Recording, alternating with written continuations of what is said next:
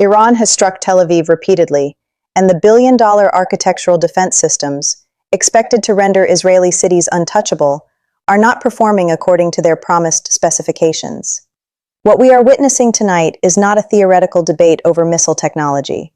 It is visible, documented, and undeniable evidence that something fundamental has shifted in the balance between offense and defense in this theater of operations. Images are emerging from numerous districts across the Tel Aviv metropolitan area. Residential neighborhoods, shopping centers, and infrastructure hubs, with fires rising into the night sky. Emergency services are racing through streets that have not seen this kind of sustained fire in decades. Iron Dome interceptors are being launched. You can see their trails arching upward in the darkness. U.S. Patriot batteries, redeployed to Israel as part of Washington's commitment of forces, are engaging in clash after clash. Yet the explosions and impacts on the ground continue to mount. The defense architecture is firing, but it is not holding. A fundamental shift in tactics. Let us be clear about exactly what is happening here, because language and details matter. This is not a saturation attack in the traditional sense.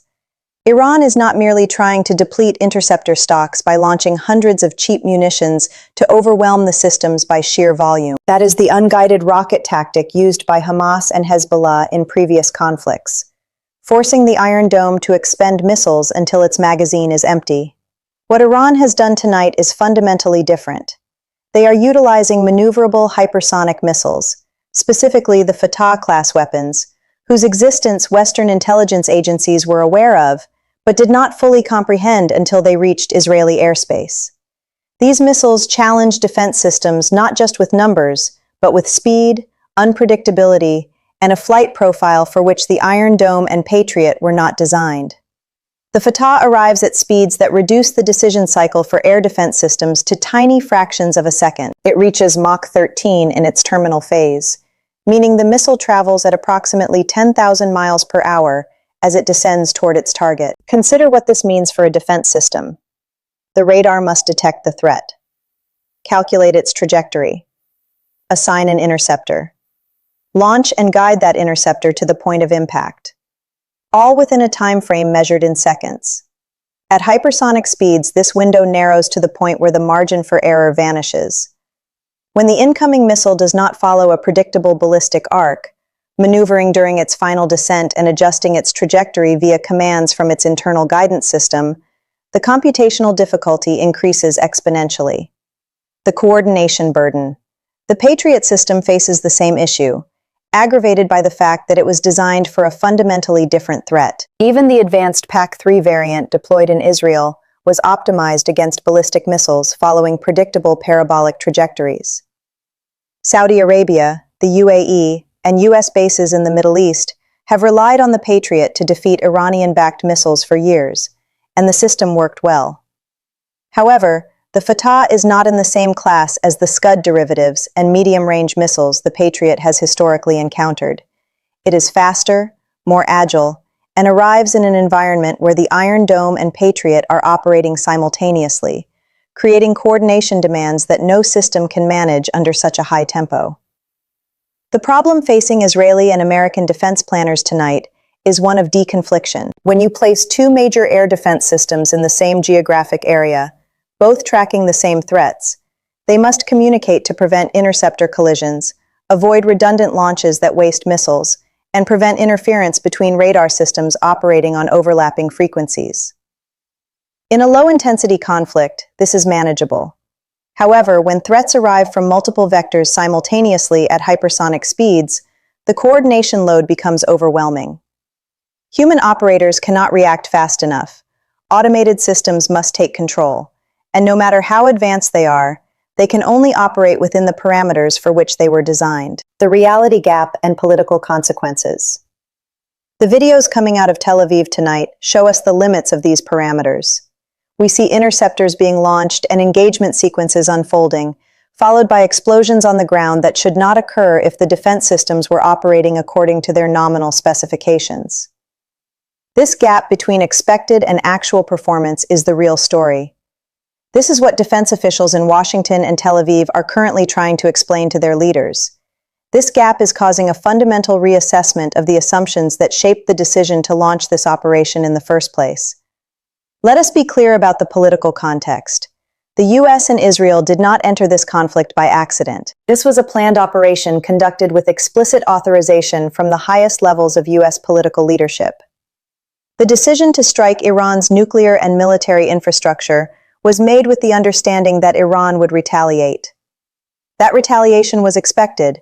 What was unexpected, or at least not publicly acknowledged, was Iran's ability to conduct sustained and effective strikes against Israeli population centers through supposedly impenetrable defenses. The promise made by US and Israeli officials during the preparatory phase was that the defense architecture was robust enough to weather anything Iran could send, making the risks to Israeli civilians manageable. That promise is being tested in the most direct way tonight, and the test results do not support the claim. The political consequences of the events unfolding in the skies over Tel Aviv are moving faster than the missiles themselves. Every American voter watching these images, every allied government monitoring the situation, and every adversary calculating whether US security guarantees are as reliable as Washington claims, is seeing the same thing. They see a major US ally's largest city under sustained missile attack, and they see US-supplied defense systems failing to stop it. They are all asking the same question. If the Iron Dome and Patriot cannot protect Tel Aviv, what does this mean for the broader architecture of US security commitments? This question is operational, not hypothetical. South Korea relies on Patriot batteries to defend against North Korean missiles. Japan has invested billions in US missile defense technology. NATO allies in Eastern Europe are deploying similar systems against a potential Russian strike. Each of these nations is watching tonight and recalculating their assumptions. The credibility of American military guarantees, the core of the alliance structures that underpin US global strategy, is being tested in real time. Asymmetric strategy at the highest level. From a strategic perspective, consider what Iran has achieved. Iran did not need to win a traditional military conflict with the US and Israel, nor could it. US and Israeli air power is vastly superior. US precision strike capability has already proven its effectiveness in degrading Iran's command infrastructure and military facilities. However, Iran did not need to win a conventional war. It needed to prove it could impose costs that the US and Israeli publics would find unacceptable. It needed to show that the promise of protection, that advanced technology would keep Israeli cities safe, was not reliable.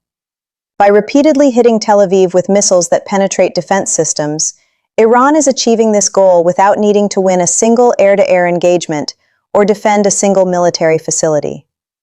This is an asymmetric strategy executed at the highest level. Iran weathered the initial US and Israeli strikes. It lost radars, missile launchers, command centers, and likely key personnel. These are real losses, but Iran retained enough of its Fattah inventory to conduct multiple waves of attacks against Israeli cities. In doing so, it has forced Washington and Tel Aviv into a decision calculus that no one wanted to face on day 2 of this conflict. Do you escalate the war by striking deeper into Iranian territory and more infrastructure, accepting the risk of even larger missile responses? Or do you seek a diplomatic exit under conditions where Iran has proven its ability to effectively strike Israeli cities? Neither option is attractive. Escalation carries the risk of widening the conflict and triggering reactions no one has fully simulated. De-escalation brings the political cost of negotiating from a position where your defense systems have visibly failed to protect your cities. This is the dilemma the US and Israeli leadership find themselves in tonight. It is the result of the Fattah reaching the skies of Tel Aviv. Amidst all of this is a deeper intelligence question causing urgent assessments in Western agencies. How did we miss this? The Fattah was not unknown. Israeli and US intelligence were aware that Iran was developing hypersonic technology. However, the assessments of how far that development had progressed, how reliable the systems were, and how large the operational inventory was, appear to have been significantly flawed. The missiles flying over Tel Aviv tonight are not prototypes or experimental systems being tested in combat. They are operational weapons being used in quantity. This gap between intelligence assessment and operational reality is a failure, and it is being documented in real time by thousands of cameras capturing the impacts across Tel Aviv. There is no solution to be offered tonight, because no solution currently exists. The conflict continues, the missiles remain a threat, and the defense systems continue to attempt interceptions. Political leaders in Washington, Tel Aviv, and Tehran are all making calculations based on information that changes by the minute.